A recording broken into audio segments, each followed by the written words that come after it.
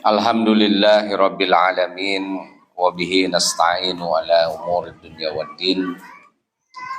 Ashhadu an la ilaha illallah al-malikul haqqul mubin. Wa ashhadu anna muhammadan abduhu wa rasuluh alladzi la nabiyya wa la rasula ba'dah amman.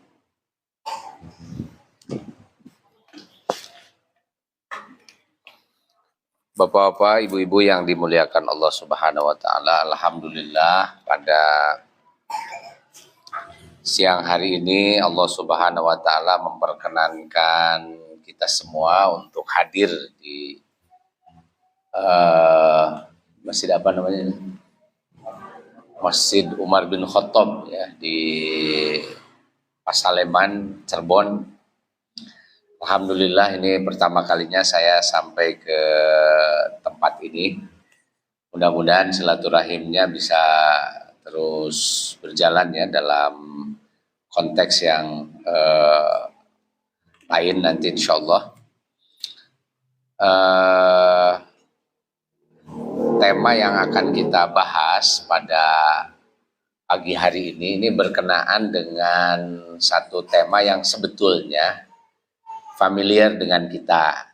Kita sudah sering mendengarnya, yaitu tentang wakaf. Jadi kalau istilah wakafnya itu tidak aneh, di mana-mana ada wakaf. Masjid ini juga wakaf, di tempat lain kita juga menemukan banyak sekali wakaf. Tapi yang mungkin ya minim kita ketahui adalah sebetulnya praktek wakaf itu bagaimana di dalam sejarahnya Rasulullah SAW, para sahabat, kemudian di tempat-tempat lain itu bagaimana. Nah kemudian wakaf itu tujuannya untuk apa? Nah, apa bedanya nanti dengan zakat dan sebagainya, itu mungkin banyak yang kita tidak paham. Nah saya ingin memulai dulu dari syariat ya di dalam Islam tentang cara-cara kita berekonomi, memenuhi kebutuhan hidup. Nah, dalam memenuhi kebutuhan ekonomi, syariat telah menetapkan dua cara. Dua-duanya halal ya, boleh ditempuh oleh kita. Yang cara pertama itu adalah disebut sebagai al-mu'awadat. Mu'awadat itu tukar-menukar. Jadi tukar-menukar itu prinsip dasar ekonomi. Kita kalau jual beli tukar menukar nggak? Ya, menukarkan apa tuh? Sebetulnya nggak harus uang ya, kita boleh nukar apa saja. Bisa ayam ditukar entog gitu ya. Nah, di apa istilahnya barter itu asalnya ekonomi itu jual beli itu adalah tukar menukar. Jadi orang menukarkan barang tertentu dengan barang yang lain. Nah yang ditukarkan itu bukan cuma barang, tapi ada juga yang ditukarkan itu adalah jasa. Kita juga suka menukarkan jasa ya. Ada yang ngasih kita beras ditukar dengan apa? Misalnya dengan pekerjaan. Adalah saya bantu aja nih sehari di sawah misalnya ya, pulang dikasih beras misalnya gitu. Nah itu namanya pertukaran. Pertukaran dalam bahasa Arabnya namanya mu'awadot. Mu'awadot itu akar kalimatnya adalah iwad. Iwad itu artinya pengganti. Jadi ada saling mengganti itu ya. Saya menyerahkan apa nanti menerima apa. Saya memberikan apa nanti saya menerima apa. Bentuknya nanti ada dua pekerjaan yang sifatnya mu'awadot ini. Yang pertama ada kita sering menyebutnya sebagai buruh ya. Buburuh untuk orang Sunda apalagi bekerja, tapi ada juga yang disebut dengan satu lagi itu adalah jual beli. Ini sesuai dengan hadis Rasulullah SAW. Rasul itu pernah ditanya oleh para sahabat, ya Rasulullah, ayyul kasab atyab. Rasul, pekerjaan apa yang paling baik? Jadi Rasul itu kan waktu itu mungkin sedang menjelaskan bahwa orang yang memakan harta tetapi dari jalan yang haram, fannaru aula bihi. Maka neraka itu, api neraka itu lebih berhak untuk dia makan daripada makanan haram itu. Jadi artinya kalau kita memakan sesuatu yang haram dari hasil yang haram, maka sama saja kita dengan memakan api neraka ke dalam tubuh kita. Makanya biasanya kalau orang makanannya haram, kan panas itu ya, makanan haram itu api itu membuat orang itu tidak mau diam, dia kepanasan gitu ya. Makanya orang kalau makan makanan haram itu karena kepanasan ya, nggak mau diam itu ya, pasti dia mencari sesuatu yang bisa mendinginkannya, tapi yang mendinginkannya itu salah. Misalnya nih, orang biasa makan duit korupsi, karena duitnya banyak hasil korupsi, akhirnya kan dia nggak tenang hidupnya, itu stres. Karena stres, cari yang bisa memadamkan stresnya. Yang paling mudah adalah mencari yang bisa meningkatkan hormon dopamin. Nah, jadi hormon dopamin itulah hormon yang bikin orang tenang. Tapi, nah ini kan masalahnya gini, hormon dopamin ini ya, dia itu tenang sebentar aja, nanti kalau hormonnya udah hilang, udah dia balik lagi stres lagi. Nah, hormon dopamin itu biasanya dipicu dengan apa? Pertama ya, dipicu dengan games, permainan. Nah, permainan yang memicu hormon dopamin itu kita sering menyebutnya sebagai judi. Karena biasanya di situ ada apa namanya, ada taruhan, ada apa, bikin orang jadi deg-degan, seneng dan seterusnya gitu. Jadi orang kalau sudah judi dan menang, itu dia pasti hormon dopaminnya naik gitu. Kemudian jadi tergantung. Jadi dia pengen terus main lagi, main lagi, main lagi. Nah, itu kenapa judi online di Indonesia ini marak sekali. Kenapa begitu ya? Karena orang pada stres itu ya. Jadi stres cari permainan yang ada gampang itu, yang memacu adrenalin itu dan mengeluarkan dopamin sangat besar, itu adalah judi.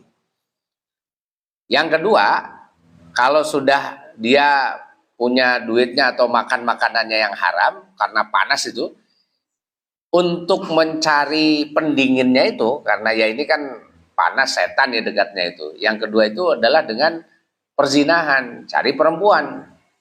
Makanya orang yang korupsi itu yang nggak jauh-jauh itu mainannya. Kalau duitnya korupsi, pasti kesananya mainan perempuan, tambah judi. Itu udah sempurna, itu sudah. Ada satu lagi Bu, apa nih tambahannya?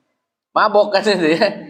Mabok narkoba. Apa? Karena dia cari dopamin itu ya, cari dopamin untuk memadamkan api. Tapi salahnya yang diminum bukan air gitu, tetapi api lagi, lebih panas lagi kan gitu. Udah duitnya haram, panas.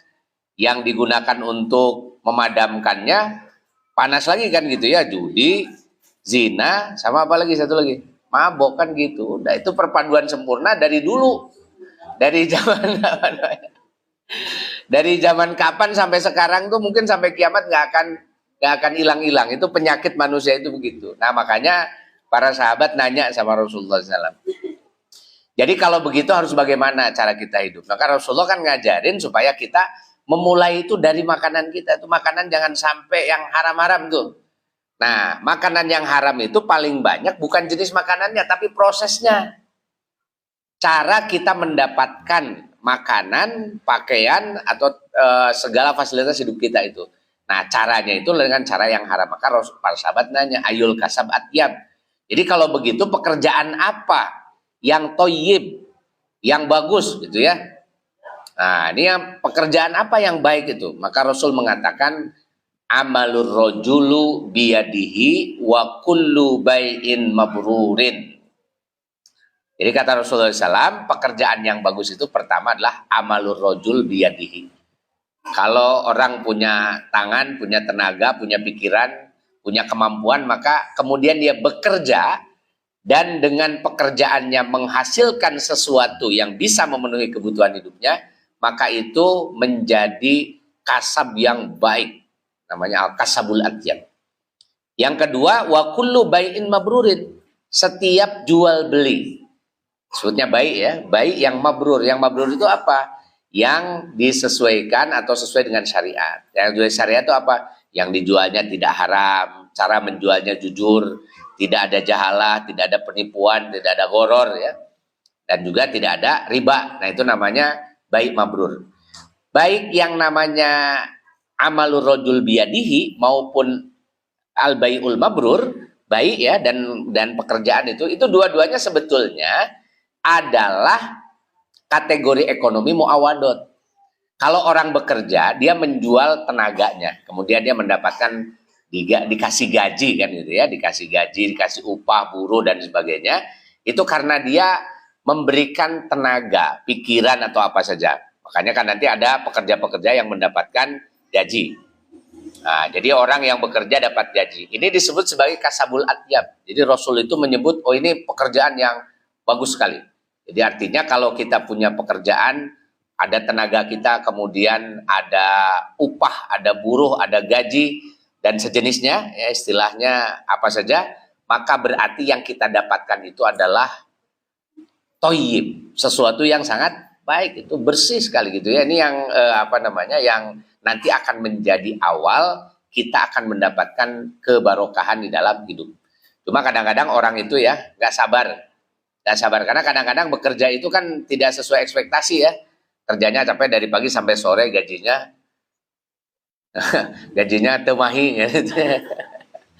Nah, kurang sabar, akhirnya yang dilihat itu bukan kita cara mendapatkannya bagaimana, tapi justru yang dilihatnya itu adalah nominalnya. Kita selalu membanding-bandingkan, wah si itu mah enak ya, duitnya banyak padahal nggak kerja gitu. Padahal dia mah aja di rumah gitu. Padahal kan belum tentu juga, kita nggak tahu pekerjaannya apa misalnya gitu ya. Atau mungkin orang lain mah nominalnya banyak karena bisa jadi korupsi atau apa, kan kita nggak tahu juga. Nah, tapi kadang-kadang kita hanya melihat di hasilnya itu. Padahal Allah itu tidak menilai soal hasil, tapi prosesnya apa. Jadi kalau prosesnya ini amalur rajul biyadihi, dia bekerja kemudian dapat hasil, maka itu adalah al-kasabul atyab. Itu kasab yang baik sekali. Bagus sekali. Kemudian yang kedua, wa kullu bai'in mabrurin. Kalau kita jual beli. Nah, jadi kalau di dalam Islam itu sebetulnya tidak perlu dipertentangkan ya antara jual beli dengan yang bekerja. Karena setiap orang itu beda-beda bakatnya. Ada yang bakatnya kalau berdagang itu wah lancar gitu ya. Tapi ada juga yang nggak bakat dagang, udah bolak-balik dagang nggak pernah untung gitu ya. Dan tidak ada rumusnya misalnya gini ya. Ya kalau dagang pasti kaya, ya belum tentu juga. Gitu, karena yang dagang nggak kaya juga banyak.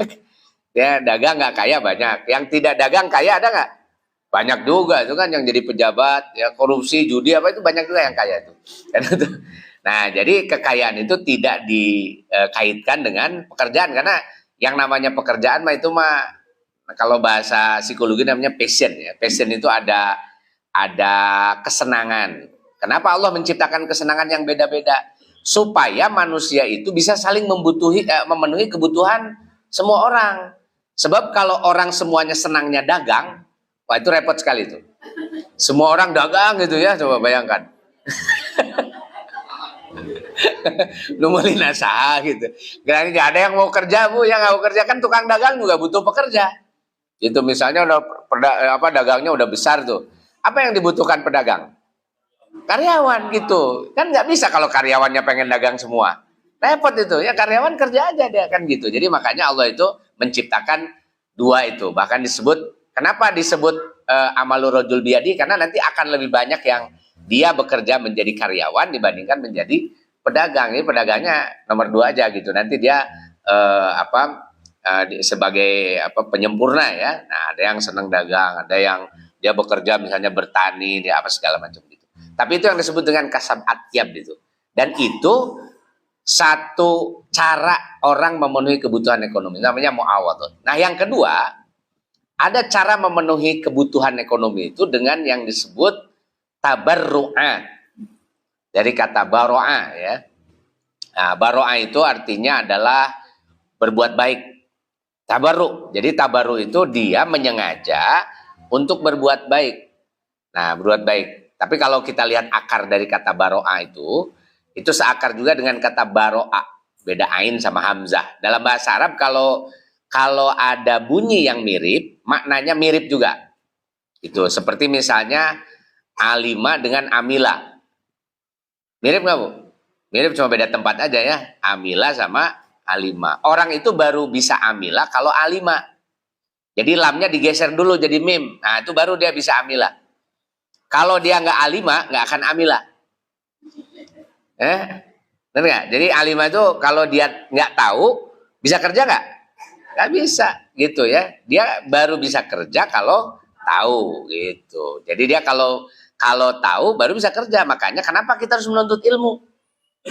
Supaya kita bisa beramal yang akan dinilai oleh Allah Subhanahu wa taala amal kita. Kalau nggak ada ilmunya ya mau amal apa? Ilmunya juga nggak ada. Orang kalau nggak ada ilmu tuh nggak bisa ngerjain apa-apa. Coba lihatlah orang-orang yang pengangguran. Kenapa orang pengangguran?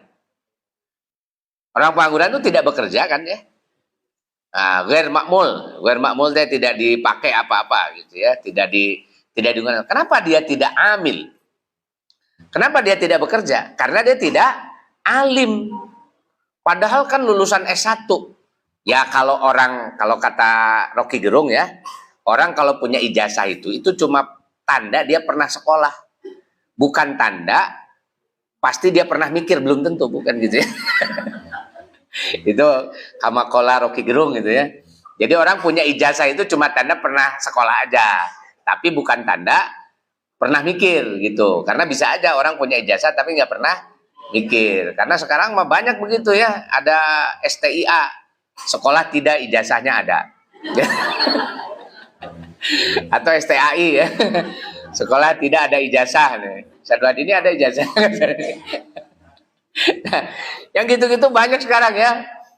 Yang apa namanya ada ijazah bisa jadi presiden bisa juga itu kan itu. Ijazahnya ada nggak? Nah, itu kayak jadi apa namanya orang itu kalau dia mau amil itu alimah dulu gitu. Jadi makanya pentingnya sekolah itu cari ilmu bukan cari ijazah. Kalau dia cuma dapat ijazah tapi nggak dapat ilmunya, pasti akan jadi pengangguran. Dijamin tuh jadi pengangguran. Tapi kalau dia dapat ilmu, walaupun nggak ada ijazah, pasti tidak akan jadi pengangguran. Ya walaupun nggak ada ijazahnya, gitu. Jadi ijazah nggak ada, tapi ilmunya banyak. Dengan ilmu itu dia bisa mengerjakan apa saja. Coba bayangkan orang nggak ada ilmu ya. Di depan rumah misalnya ada kebun punya orang tuanya, lumayan agak luas, misalnya ada berapa 1000 meter kan gitu. Terus dia kan nggak pernah belajar gimana caranya ngurus tanah misalnya gitu ya. Tiba-tiba dia lulus apa SMA atau apa gitu ya, pernah sekolah tapi dia nggak tahu gimana caranya ngurus tanah yang 1000 meter di depan rumahnya itu. Padahal tanahnya dulu bagus, dia tanahnya dipakai orang tuanya untuk menyekolahkan dia kan gitu ya.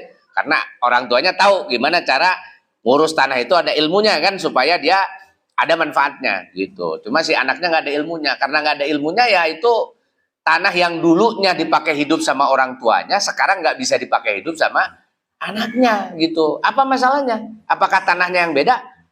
Enggak, bukan tanahnya yang beda, tapi yang beda adalah ilmunya gitu. Jadi karena nggak ada ilmu maka dia nggak bisa beramal. Makanya ilmu itu penting. Kenapa kita harus tolabul ilmi gitu ya? Tolabul ilmi itu fungsinya supaya kita beramal. Semakin banyak ilmu maka kita semakin banyak amalnya. Orang pengangguran tuh nggak ada ilmunya gitu. Makanya cara mengatasi orang pengangguran itu suruh belajar, bukan suruh sekolah. Anda belajar apa nih Sob? Ya, mau ngerjain apa? Tuh di depan ada tanah tuh, ayo kamu belajar apa? Belajar nanam cabai kan, nanam jagung, nanam apa kan gitu ya. Itu sekarang mah nanam rumput aja yang nggak perlu mikir tuh ada gunanya dia. Itu apa tanam rumput itu, terus habis tanam rumput buat apa ya, carilah kamu kelinci kayak apa gitu ya. Ya cari kambing, cari apa gitu. Tapi anak-anak sekarang ini nggak tahu juragan kambing itu kaya-kaya, jadi disangkanya kalau ngurus kambing itu nggak bisa jadi konglomerat tuh. Jadi orang pada males ngurus kambing, ngapain sih ngurus kambing, karena yang dilihat tuh tetangganya yang punya kambingnya cuma 2. Gitu ya.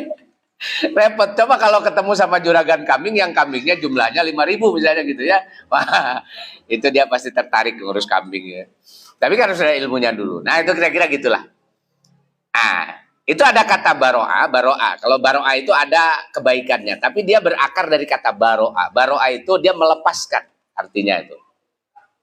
Jadi orang yang melakukan tabarru' di dalam ekonomi ya, dalam ekonomi dia melepaskan apa yang dimilikinya, baik itu tenaganya, pikirannya atau harta benda yang dimilikinya, tapi tidak ada imbal baliknya. Beda tadi dengan saya bekerja misalnya, saya kerja nih ngajar tapi ada gajinya, ada upahnya misalnya, itu ada timbal baliknya, itu halal boleh. Saya kuli nih, kuli panggul di pasar, cangkul dan sebagainya. Pulangnya dikasih upah. Nah, itu namanya ada imbal balik ya, muawadot namanya. Dan itu halal boleh. Tapi kalau tabarru, kita menyerahkan sesuatu, memberikan sesuatu, nggak ada balik, nggak ada penukarnya. Cuma dilepas aja begitu dah. Nah, itulah yang disebut dengan tabarru di dalam Islam. Jenisnya apa saja? Ada tabarru yang harus habis. Ini wajib habis tuh, nggak boleh disisa-sisa, nggak boleh. Ada tabarru yang nggak boleh hilang. Nah, dua-duanya oleh Islam itu dibuat. Kalau tabarru yang harus habis, namanya zakat. Jadi kalau kita bayar zakat, sama amil zakat tuh nggak boleh disimpan, harus diapakan tuh? Dihabiskan, nggak boleh nggak habis. Apalagi zakat fitrah. Zakat fitrah itu sebelum sebelum sholat id itu harus sudah dibagi, harus habis gitu. Zakat mal juga begitu kan, zakat mal itu harus dihabiskan. Jadi semua zakat itu harus habis, makanya asnafnya ditetapkan. Ada 8 dan semua asnaf itu adalah asnaf yang sedang membutuhkan, yang pasti akan menghabiskan harta itu. Ada fakir, miskin, amilin, terus apa lagi? Mu'alaf dan sebagainya. Kalau dikasih itu pasti dia akan menghabiskan itu. Nah, itu namanya zakat. Karena zakat itu fungsinya adalah untuk menjamin kehidupan yang sedang berjalan. Itu maksudnya berjalan tuh yang ini segeralah harus harus segera dipenuhi kebutuhannya. Nah, itu namanya zakat. Jadi zakat itu harta tabarruk yang harus habis. Makanya ketika ada yang jadi di tahun 50-an lah, ada ulama yang usul gini, bukan ulama sebenarnya, dia pengelola zakat ya, lembaga zakat. Ada yang mengusulkan supaya zakat itu dibikin jadi bisnis. Jadi dimodalkan. Nah, dulu tuh ada yang modelnya itu begitu. Jadi ginilah, zakat ini supaya dia manfaatnya panjang, kemudian zakatnya itu dipakai modal usaha. Hasil usahanya kemudian baru itu dibagikan.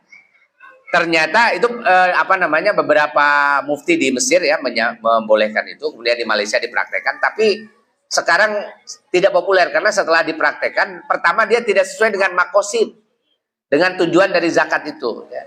Makosid syariahnya bukan begitu. Jadi zakat itu memang harus dihabiskan. Terus dihabiskan tuh spesial, pokoknya zakat mah kudu beak. Itu. Jadi nanti terus gimana kalau habis? Ya cari yang bayar zakat lagi biar ada lagi. Gitu. Iya kan, karena zakat tuh nggak berhenti. Coba kapan berhentinya zakat? Nggak berhenti kan gitu zakat tuh. Coba kalau zakat fitrah dihabiskan, tahun depan masih ada nggak? Sepanjang masih ada yang hidup, masih ada zakat fitrahnya. Nah gitu ya.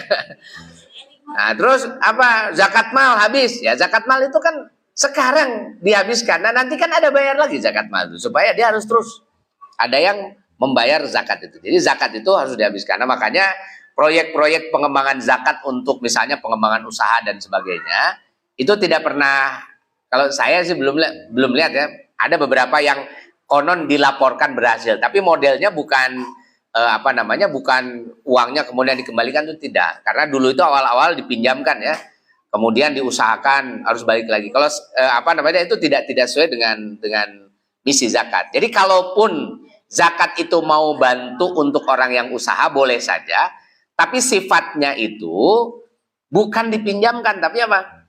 Pemberian. Karena memang zakat mah tujuannya ya untuk diberikan. Misalnya ada orang miskin nih nggak bisa ngapa-ngapain, terus Bapak bisanya apa? Saya biasanya dagang, Pak. Gitu. Jadi orang dagang itu kan belum tentu semuanya miskin. Kan gitu ya. Jadi bukan karena dia berdagangnya gitu, tapi karena dia miskin. Maka karena dia miskin, dia berhak untuk mendapatkan zakat. Berapa Pak biasanya Bapak berjualan ini misalnya modalnya? Ya karena miskin ya, jualannya juga kecil. Saya paling juga modal 1 juta Pak, kan misalnya gitu. 1 juta. Ada yang dagang 1 juta Bu modalnya? Ada ya. Apa itu yang dagang 1 juta itu kira-kira yang dagangannya itu akan menghasilkan miliaran gitu? Nah itu namanya judi. Mimpi itu. Kalau modalnya 1 juta ya untungnya paling berapa kan gitu ya, sehari berapa ya, cukup untuk ini aja untuk makan. Nah maka itu kategorinya orang miskin, ya boleh dikasih zakat. Untuk apa itu? Untuk modal ya, sebenarnya sih terserah mau dia pakai modal boleh, mau dipakai makan juga boleh, tapi kalau mau diarahkan supaya dia nanti bisa bisa agak jangka panjang ya, udah dikasih nih buat modal aja. Nah dari duit zakat misalnya, tapi zakat itu harus habis. Dia nggak boleh ditagih lagi tuh. Wah ini Pak saya rugi ya, nggak apa-apa, itu duit zakat kan gitu ya. Duit zakat rugi ya nggak apa-apa, gitu. Ya namanya duit zakat kan memang mau dikasih untuk untuk dihabiskan gitu. Jadi dia nanti rugi nggak apa-apa. Jadi nanti kalau las misalnya mau membiayai orang-orang miskin ya, yang usaha-usaha, kita bina apanya? Ilmunya. Gitu ya, ilmunya kita bina, lalu uang zakat, nah kita support sebagai apanya? Sebagai modalnya. Siapa tahu nanti itu bisa meningkatkan ekonominya. Dari yang tadinya mustahik dia menjadi muzaki dalam jangka yang panjang. Tapi jangan lupa, amal itu ilmu dasarnya. Jadi orang-orang yang disumbang supaya dia nanti bisa maju usahanya itu harus dilatih. Jadi dia nggak boleh cuma sekedar dikasih aja, misalnya nih, kan di kita ini kadang-kadang suka ini ya, misalnya ngasih kambing, ya kambing berapa, misalkan mau Idul Adha nih, dikasih modal lah kambing 5 segala macam gitu. Itu yang cuma dikasih kambingnya aja, tapi juga diperkenalkan bagaimana caranya dia bisa meningkatkan usaha perkambingannya itu. Misalnya bagaimana bikin kandang yang bersih, yang bagus, nanti dia kalau bisa udah punya modal lagi bisa nambah lagi dan seterusnya. Itu sebetulnya kalau orang-orang yang melihara kambing itu dia bisa mengembangkan usaha kambingnya dengan baik, saya yakin tuh akan jadi juragan kambing itu. Lama-lama nanti kan gitu.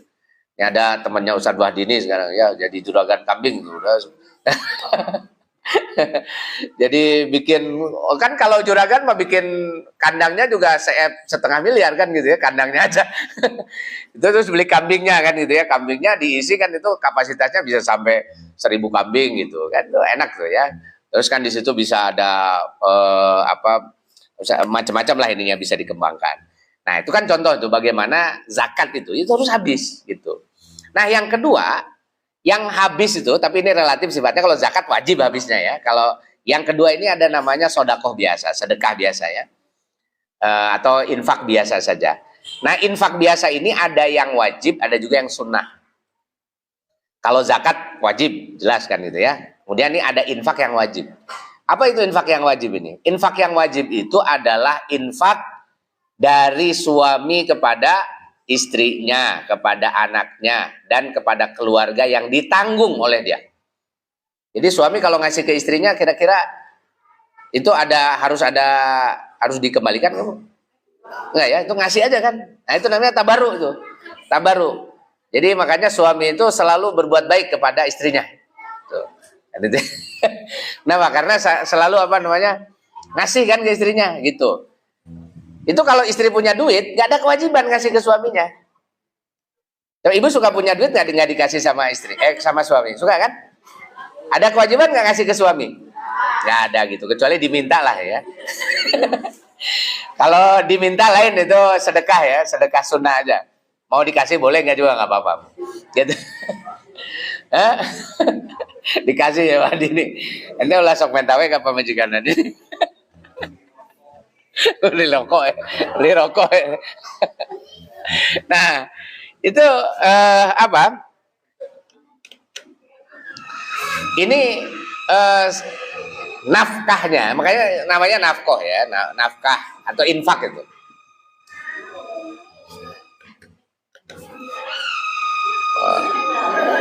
Protes ini ya. Kayaknya ibu-ibu sabotase ini. Jadi itu nafkah wajib ya. Nafkah wajib itu satu dari suami kepada istrinya, kepada anak-anak, dan kepada keluarga yang ditanggung. Karena nanti suami dia misalnya ya ada adiknya yang misalnya orang tuanya udah nggak ada misalkan gitu ya, itu siapa yang jadi penanggung jawab ekonominya, padahal adiknya masih kecil belum dewasa. Nah maka itu kakaknya yang sudah dewasa dan dia wajib menanggung keluarganya itu, atau siapalah nanti ada orang-orang yang harus ditanggung oleh suami itu. Makanya kalau suami dia kemudian bekerja dapat mendapatkan upah atau dia dapat keuntungan dari perdagangannya, lalu dia dibawa ke rumah dan diberikan ya kepada istrinya, keluarganya untuk berbagai kebutuhan, maka itu adalah tabarruk.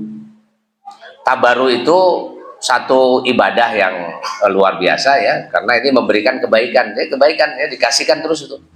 Makanya kenapa nikah itu disebut sebagai ibadah sepanjang hayat gitu. Jadi orang kalau sudah menikah ya, punya istri, punya anak, punya keluarga, ibadahnya itu nggak pernah berhenti.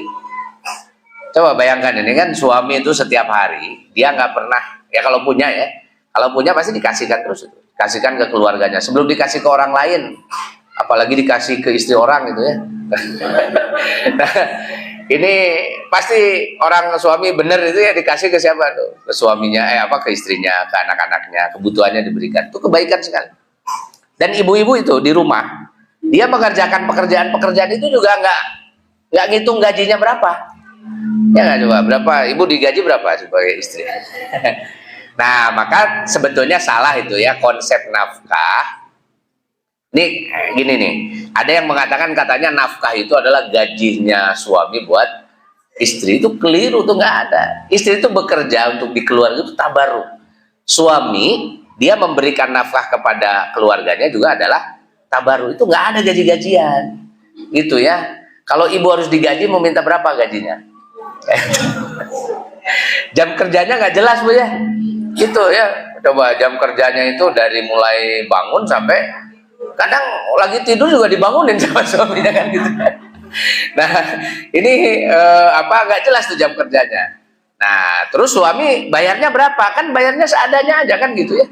Itu kalau ada banyak ya banyak, kalau lagi nggak adanya bayarnya gitu ya. Nah ini kan nggak jelas itu. Maka sebetulnya konsep dalam keluarga itu dua-duanya adalah tabaruk. Suami dia tabaruk dengan hartanya, dengan nafkah yang wajib untuk diberikan kepada keluarga. Nah, kewajiban istri apa? Khidmah. Jadi khidmah melayani kan itu ya, melayani suami, melayani anak-anak, melayani keluarga. Sebagai apa? Itu sama juga sebagai tabaruk juga. Kalau suami bentuknya harta, istri bentuknya apa? Tenaga, pikiran, waktu gitu ya, dihabiskan banyak di rumah untuk ngurus rumah dan sebagainya. Itu jangan dikira bukan tabaruk, itu kebaikan. Sebab kalau ibu misalnya bukan ibu rumah tangga ya, ganti i-nya pakai A kan, ada ibu rumah tangga dengan ART. ART itu asisten rumah tangga, alias eta pembantu. Kan dari pembantu mah kudu digaji. Iya kan? Kalau ART itu harus digaji, IRT nggak ada gajinya, padahal cuma beda I sama A aja kan gitu. Nah, berarti maknanya apa? Yang dikerjakan oleh ibu-ibu itu sebetulnya layak untuk digaji, layak untuk dikasih upah. Karena orang yang bekerja sebagai pembantu rumah tangga ada yang kerjaannya terbatas, kadang-kadang gajinya gede juga ya. Kecil itu di Cirebon ya, kalau di mana ya, misalnya ke Australia, ke Eropa itu gede-gede gajinya. Nah, tapi kalau di tetapi prinsipnya itu layak untuk diberi upah. Tapi ternyata ibu-ibu nggak ngambil upah. Bapak-bapak juga ngasih ke keluarganya bukan untuk diganti dengan apa-apa kan gitu. Makanya dua-duanya tabaruk. Tabaruk itu kebaikan yang diberikan secara sukarela, nggak ada kembaliannya. Maksudnya kita tidak mengharapkan ada penukarnya gitu. Suami ngasih ke keluarga nggak ada penukarnya, ibu-ibu juga memberikan khidmahnya juga tidak perlu ada hitung-hitungannya gitu, karena ini sifatnya tabaruk. Nah itu ibadah tuh ya, ibadah sepanjang hayat itu adanya di mana? Di rumah. Nah sekarang konsep ibadah di dalam pernikahan itu dirusak dengan konsep feminisme, materialisme dari barat. Jadi orang menikah itu motifnya sudah duniawi, ya sudah duniawi. Misalnya ada perempuan nikah itu supaya apa? Supaya ada yang ngasih makan misalnya gitu ya. Itu sudah duniawi. Atau misalnya ini laki-laki dia nikah nikah buat apa misalnya? Dia nikah misalnya cuma buat kan misalnya kalau dia cari perempuan nggak benar PSK kan kudu bayar ya, memang gratisannya kan gitu. Nah ini kan sama itu dua-duanya adalah motif duniawi yang merusak pernikahan, yang merusak keluarga. Sebab kalau itu yang diharapkan, nanti ketika di dalam berkeluarga ternyata ekspektasi yang diharapkan itu nggak ada, hilang, maka hilang itu motivasi untuk mempertahankan pernikahan. Makanya nggak aneh ada yang nikah sebulan 2 bulan cerai, setahun 2 tahun, padahal bobogohan 10 tahun kawin 2 bulan. Nah, gitu kan, gitu-gitu itu banyak sekali. Kenapa? Karena dia tidak mendapatkan apa yang dicarinya di dalam pernikahan itu. Kenapa? Karena yang dicarinya materi, duniawi. Karena yang dicarinya materi dan hal-hal yang sifatnya duniawi, maka akhirnya ketika itu tidak didapatkan, yang terjadi adalah kehancuran di dalam keluarga. Makanya Islam tidak pernah itu pernikahan tuh ya tujuannya untuk apanya, supaya kamu bisa makan, bisa ini, bisa itu. Enggak, tapi tujuan pernikahan di dalam Islam itu adalah untuk ibadah. Ibadah itu nanti menghasilkan apa? Litas kunu ilaiha. Litas kunu ilaiha itu apa? Sakinah itu artinya adalah tenang. Jadi supaya kita itu punya ketenangan dalam menjalankan kehidupan gitu. Jadi kalau bujangan punya duit banyak ya, itu biasanya nggak pernah tenang gitu ya. Terbalik gitu ya bujangan. Duda juga gitu, kalau punya duit banyak pasti terbalik gitu. Nah, karena hidupnya nggak tenang. Nah, jadi kalau orang berumah tangga ya dan punya istri dan istrinya menenangkan, soleha, begitu juga istri dia punya suami juga soleha juga dan soleh juga dan seterusnya. Nah, itu nanti akan menciptakan sakinah di dalam keluarga itu. Nah, itu makanya konsepnya awalnya ibadah tabarruk. Ada manfaat ekonominya gitu ya. Tadi itu ya, ada yang ngasih uang, ada yang ngasih khidmah. Tapi dua-duanya bukan dengan motif ekonomi, tapi motifnya adalah ibadah, tabarruk. Itu yang wajib ya, Pak. Yang sunnah apa? Yang sunnah ini ada yang untuk dihabiskan, namanya hibah, namanya sedekah biasa ya. Kemudian hadiah, itu bebas lah. Nah, dari mulai zakat, nafkah, kemudian nafkah wajib ya, kemudian hadiah, hibah, itu terjadi pemindahan hak milik. Jadi ada pemindahan hak milik. Zakat misalnya dari muzaki kepada mustahiknya, itu terjadi pemindahan hak milik. Ketika terjadi pemindahan hak milik, maka boleh dihabiskan. Ada satu tabaru, ya, ibadah yang tabaru, yang sifatnya tidak boleh hilang. Artinya apa? Dia ketika disedekahkan tujuannya bukan untuk dihabiskan, tapi justru tujuannya adalah untuk diawetkan, namanya istidamatul mal, mengawetkan harta. Jadi ibu kalau harta kita pengen awet, lakukan lakukan sedekah yang ini. Nah, mengawetkan harta dalam wujud sedekah itu namanya di dalam Islam al-waqfu, wakaf. Nah, jadi wakaf itu kalau zakat harus habis, wakaf tidak boleh habis, itu sebaliknya. Itu jadi wakaf itu harus tetap harus abadi, nggak boleh hilang. Nah, makanya nanti ada ketentuan khusus dalam wakaf itu ya. Nah, wakaf itu dia ketentuannya yang pertama nih, tahbisul asli. Jadi pokoknya ditahan, tidak boleh hilang. Terus kalau begitu apa dong gunanya ya? Kalau itu diabadikan, ditahan, kan tadi kalau kita ngasih duit zakat, beli beras, beli apa, itu kan ada manfaatnya. Manfaatnya, gunanya itu terasa. Nah, sekarang kalau kita ngasih wakaf misalnya nih, terus manfaatnya untuk orang lain apa? Nah, disitulah harus difikirkan dalam wakaf itu. Ininya ya, ketentuannya tahbisul asli. Pokoknya harus ditahan, watasbilul manfaati. Nah, orang yang nanti bertanggung jawab terhadap wakaf itu, dia punya tugas tasbilul manfaati. Apa itu tasbilul manfaat? Harta yang diwakafkan harus terasa apa efeknya, apa manfaatnya untuk orang-orang di sekitarnya, atau untuk orang-orang yang bisa mendapatkan manfaat dari sana.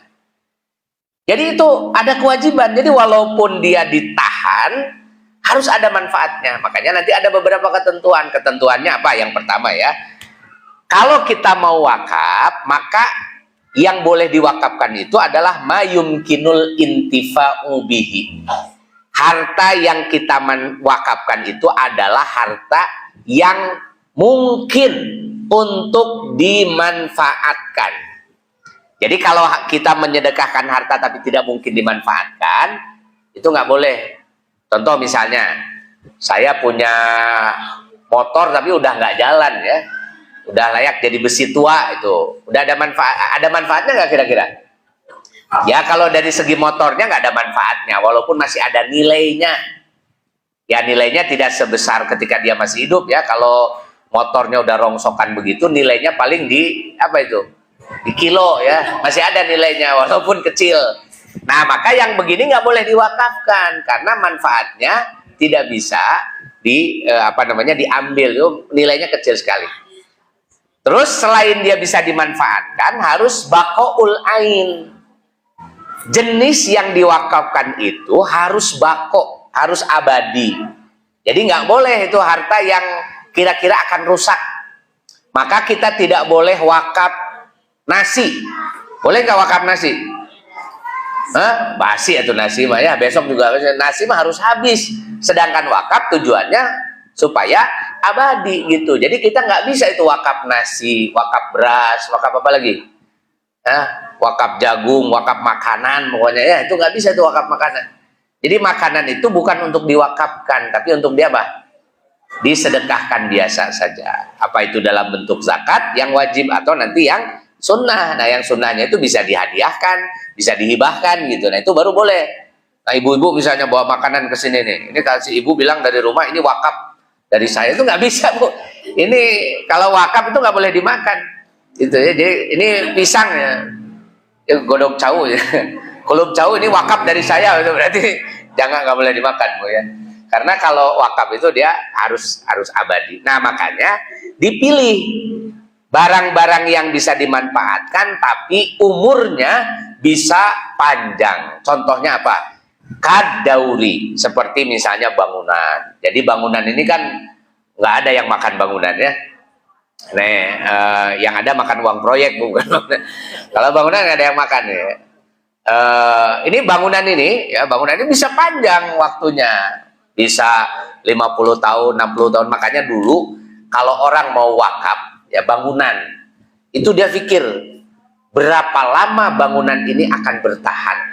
Makanya wakaf-wakaf bangunan zaman dulu dari para agnia ya, bahkan ulama-ulama zaman dulu itu bikin bangunan yang umurnya itu bisa ribuan tahun.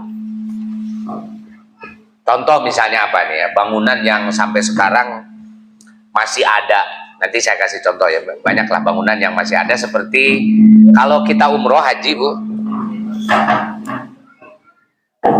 Kalau kita umroh haji itu di Arafah itu, nanti jalan ke Arafah itu ada saluran air. Itu saluran air umurnya sudah 1200 tahun. Dibangun pada zaman Abbasiyah oleh istrinya Harun ar-Rasyid, namanya Zubaidah. Makanya disebut sebagai Ain Zubaidah. Umurnya 1200 tahun, bayangkan. Bangun saluran air aja. Dia sepanjang 26 km. Dari mana? Dari Wadi Nu'man. Wadi Nu'man itu lembah di bawah kaki Gunung Thaif ya, di daerah sebelah timurnya Mekah. Ya di dekat Arafah itu, Arafah sana nanti ada Wadi Nu'man. Nah di Wadi Nu'man itu ada penampungan air. Jadi ketika Zubaidah datang ke Mekah haji ya, dia kesulitan air akhirnya karena ini istrinya Khalifah, istrinya Harun ar-Rasyid.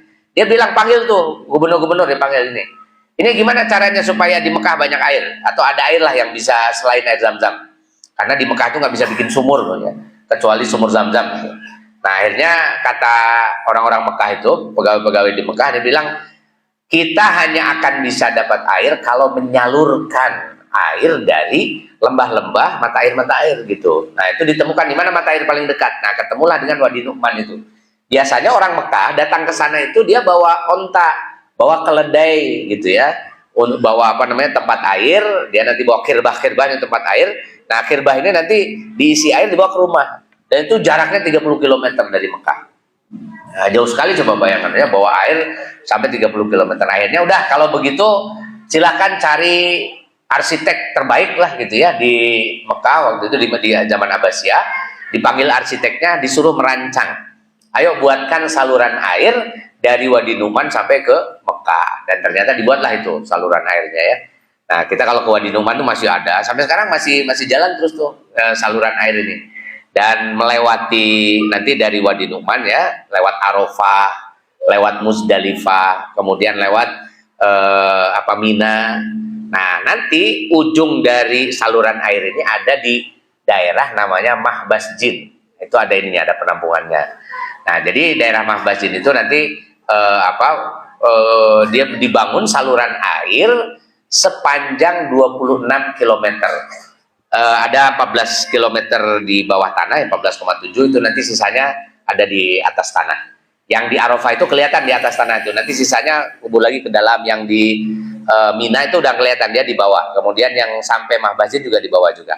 Nah, itu yang dibuat oleh Zubaidah. Ya tentu Zubaidah cuma ngasih duit aja. Cuma pertanyaannya kira-kira berapa itu duit yang dikeluarkan Zubaidah untuk membangun saluran air itu. Sampai usianya sekarang sudah 1250 tahun. Tahun 800 loh, 800 sekarang sudah 2025 ya, berarti sudah 1200 tahun lebih ya, 25 tahun. Nah, jadi ternyata Zubaidah ini menghabiskan dana untuk membangun saluran air dari Wadi Nu'man sampai ke Mekah sebanyak 5.950 kg emas murni. Jadi 6 ton, 6 tonon itu. 6 ton emas gitu. Sok dihitung ini sebenarnya harga emas ini. Nah, sekarang harga emas murni itu sudah mau 2 juta. Sudah 1.800.000, sudah 1.900.000 sekarang ya. Wah, luar biasa itu. Coba kali 6 ton berapa, Bu? Jadi itu lebih kurang 11 hampir 12 triliun. 12 triliun bayangkan tuh ngebangun itu ya. Masuk akal ya 12 triliun karena pertama bangunannya bayangkan tuh 1.200 tahun bangunan itu nggak kelihatan lapuk. Berarti bahan yang dipakai itu adalah bahan terbaik pada zamannya. Itu. Dan itu 1.200 tahun si saluran air yang dibangun oleh Zubaidah ini sampai sekarang masih bertahan. Bayangkan itu pahala yang didapatkan oleh Zubaidah. 1.200 tahun itu pernah eureun gitu. Nah, makanya kita kalau mau wakaf itu harus mikir gimana caranya wakaf itu bisa bertahan lama gitu. Jadi lamun naik wakaf teh ulah sok kagok-kagok, ulah menangan pamurah-murahnya. Jangan masjid ya bahan cek no pamurahna naon gitu. Jadi jangan pamurahna. Ya usianya nggak lama kan gitu. Padahal pahala dari wakaf itu ada di mananya. Kalau pahala zakat, kita nih ngeluarkan zakat. Saya ngeluarkan 1 juta, langsung dipakai makan, dipakai apa, beli baju segala macam. Udah, langsung ada manfaatnya, pahalanya langsung dicatat.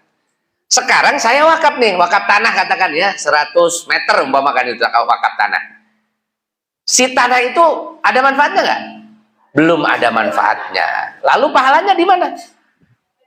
Tanahnya masih ada, manfaatnya nggak ada, hilang juga enggak. Artinya tidak ada apapun yang saya kerjakan kecuali hanya melepaskan hak milik saja gitu, dan itu pahalanya sedikit aja pelepasan hak milik. Bagaimana wakaf itu bisa terus menjadi pahala tergantung apakah yang kita wakafkan itu bermanfaat atau tidak. Kalau bermanfaat maka wakaf itu akan terus mengalir pahalanya. Kalau tidak bermanfaat nyawayah nawe manfaatnya kan nggak ada pahalanya. Buat apa? Makanya kalau kita mau berwakaf itu, jadi para sahabat itu ya, para sahabat itu berlomba-lomba wakaf. Untuk apa? Pertama, ini bisa awet. Jadi saya kalau punya harta pengen nggak hilang, wakafkan. Diwakafkan itu pasti nggak hilang hartanya, gitu ya. Dia tetap aja begitu. Terus yang kedua, ini berpotensi menjadi sodakoh jariyah. Kan sodakotin jariyah. Sodakoh yang pahalanya itu terus mengalir. Kalau apa dia? Kalau ada manfaatnya. Nah, makanya para sahabat itu kalau bersedekah cari yang paling bermanfaat, yang paling memungkinkan untuk segera bisa dinikmati, gitu ya, oleh masyarakat banyak. Makanya kalau wakaf nih kita ada masjid nih, masjid pakai itu masjidnya. Nah, kalau masjidnya cuma dibikin bangunan aja nggak ada yang pakai itu rugi kita. Kan itu sudah keluar tanah, keluar biaya, masjid awal, terhirup kan gitu. Makanya kalau wakaf masjid itu seperti Sulaiman Ar-Roji itu yang punya Bank Roji di Saudi. Nah, itu dia konglomerat ya di Saudi. Dulu dia tahun 2000 itu masuk 50 orang terkaya di dunia. Wah, duitnya nggak seteka, teka wadahan itu ya. Dia kemudian turun ininya apa peringkatnya itu gara-gara apa? Lebih dari sepertiga hartanya yang jumlahnya ratusan triliun itu dia wakafkan. Kumaha cara wakafnya itu si Sulaiman Roji, dia bangun masjid. Bangun masjid, masjidnya karena kalau di Mekah itu masjid terbesar setelah Masjidil Haram. Itu namanya Masjid Roji ya. Nah, dia bikin 4 hektar, 1 hektar komplek masjid. Nah, 3 hektarnya apa? 3 hektarnya itu komplek pertokoan. Ada hotel, ada pertokoan, ada wah macam-macam pusat bisnis 3 hektar, lebih besar daripada masjidnya. Itu semuanya masjid dan apa namanya dan tokonya itu komplek pertokoan wakaf semua. Jadi si masjidnya ketika dia dibangun karena pertokoannya ini udah jalan, dia jalankan pertokoannya karena juga ahli bisnis kan gitu ya. Dia jalankan pertokoannya, hasil dari toko itu membiayai masjid, makanya tokonya hidup ada manfaatnya. Kemudian masjidnya juga hidup makmur terus gitu. Kenapa makmur terus? Karena masjidnya jelas pembiayaannya. Gitu ya. Kan kita ini biasanya la yamutu wala yahya ya. Tidak bermutu karena nggak ada biayanya. Gitu. Ini masjid kenapa nggak ini kok nggak makmur, nggak ada jalan ya, itu harus ditanya dulu duitnya ada nggak gitu. Kalau nggak ada duit mah biasanya nggak jalan kan ya. Mau bikin kegiatan nggak ada duitnya, mau bikin apa nggak ada duitnya. Itu Sulaiman itu sudah mikir, dia tahu gitu kalau bikin masjid segede-gede itu terus nggak ada biayanya, nggak akan ada kegiatan. Coba lihat tuh masjid-masjid besar-besar pinggir jalan, ada orang kaya cuma bangun masjid aja. Dia misalnya orang kaya nih, punya duit lah berapa nih, 5 miliar lo bangunkan masjid 5 miliar. Gede nggak kira-kira masjid 5 miliar? Gede. Terus habis itu selesai. Itu masjid gede 5 miliar tuh yang isi tuh kalau pinggir jalan cuma orang yang numpang lewat, ikut numpang kencing gitu ya, lumayan lah gitu ya. Ada manfaatnya gitu ya, orang di jalan pengen kencing tuh tertolong gitu. Cuma ya kalau masjid segitu gede manfaatnya cuma buat kencing doang, pahalanya sayang gitu ya, 5 miliar pahalanya kecil sekali. Gitu. Nah, apa namanya? Nah, justru harus mikir gimana caranya itu bisa hidup. Nah, itu kan seperti Sulaiman Roji itu dia mikir udah bangunin dulu nih pusat pertokoannya. Disewakan toko-tokonya itu ya, kemudian hotelnya udah disewakan dan sebagainya sampai kemudian masjidnya hidup. Karena itu yang namanya kepala masjidnya aja, ketua DKM itu ya, gajinya itu di atas 50 juta. Coba kalau di sini nih di Cirebon, dicari ketua DKM, gaji 25 juta. Wah, itu yang daftar tuh dokter-dokter gitu ya. Sekarang mah jadi ketua DKM pada nggak mau. Kenapa? Ribu saya ketua DKM dan kudu ngaluarkeun biaya sorangan. Ya, kan itu apa namanya di kita itu gitu. Jadi ini apa namanya keliru konsep wakaf kita ini kan gitu ya. Jadi ketika kita bicara soal wakaf, itu harus manfaat. Gimana caranya? Kalau wakaf itu masjid, gimana caranya masjid itu bisa makmur? Makanya jangan mikirkan cuma masjid aja. Harus dipikirkan yang lain. Yang nanti bisa diambil manfaatnya. Bisa saling menghidupi wakaf satu dengan yang lain dan seterusnya. Itu makanya kan tadi seperti wakaf bangunan ya. Bangunan itu kalau sudah diwakafkan sudah manfaatnya. Manfaatnya apa? Manfaatnya itu adalah al-hullah an-natijah andalika. Hasilnya apa? Kalau ada ini apa namanya? Kalau ada yang wakaf rumah, ini rumah atau bangunan. Itu kalau sudah wakaf harus dipikirkan gimana caranya ada manfaatnya. Manfaatnya misalnya seperti ujroh atau ijaroh. Dia disewakan. Wah, ini ada rumah nih belum diapa-apain. Udah kita sewakan aja dulu, disewakan, dikontrakan. Nanti hasil sewaan itu kan pertama kalau ditinggali jadi manfaat, nanti ada hasil sewaannya itu bisa dimanfaatkan. Misalnya nih untuk membiayai wakaf lain. Kita ini ada masjidnya, ada hasil sewaan kontrakan itu digunakan untuk membiayai masjid. Kalau misalnya ada kontrakan 200 pintu nih masjid ini kan gitu ya. Satu pintunya sebulan 500.000 umpamanya kan gitu. Berarti kalau 100 pintu kali 500 berapa tuh? 50 juta ya. Lumayan itu ya. Berapa puluh juta itu? Sebulan kan 50 juta sebulan. 100 kali 500.000. Nah, hitunglah. Ini besar kan gitu ya, besar, lumayan. Coba bayangkan kalau ada masjid setiap bulan udah ada biaya nih. Udah biaya katakan aja nih 50 juta. Mau bikin apa masjid ini? Mau bikin kegiatan apa? Banyak yang bisa dibikin kan gitu ya. Mau bikin pengajian, mikir lah kan gitu. Duitnya udah ada nih kan gitu. Pengajian berapa nih? Pagi siang, sore gitu. Terus nanti pengajian untuk ibu-ibu, bapak-bapak dan sebagainya. Nanti yang ngajarnya dari mana, kita cari yang ngajar dan seterusnya kan gitu. Itu bisa hidup. Masjid itu bisa makmur. Kenapa? Karena ada sumber biayanya gitu. Dari mana ini? Oh, ini dari sini. Dari apa namanya? Kontrakan. Makanya kalau kita misalnya wakaf tanah gitu ya. Tanah di mana wakafnya? Itu di atas Gunung Ciremai puncaknya. Jadi kalau kira-kira kita aja males datang ke sana, jangan diwakafkan. Buat apa? Gitu, karena nanti takut nggak ada manfaatnya. Kecuali ya, misalnya wakaf nih daerah pertanian, wah subur sekali nih, bagus. Udah nggak apa-apa, wakafkan aja. Tapi jangan dibikin masjid di situ, karena itu di tengah leweng. Nggak ada yang sholat di sana kan gitu. Buat apa? Udah biarkan aja. Kalau itu kebun, maka biarkan dia tetap jadi kebun, dikelola secara profesional. Misalnya disewakan aja. Dah, siapa yang mau sewa nih? Ada wakaf 1 hektar. Berapa sewanya 1 tahun? Sekian, sekian, sekian. Nah, digunakan untuk apa nih? Gunakan misalnya kasih ke masjid dan seterusnya. Jadi kalau ada wakaf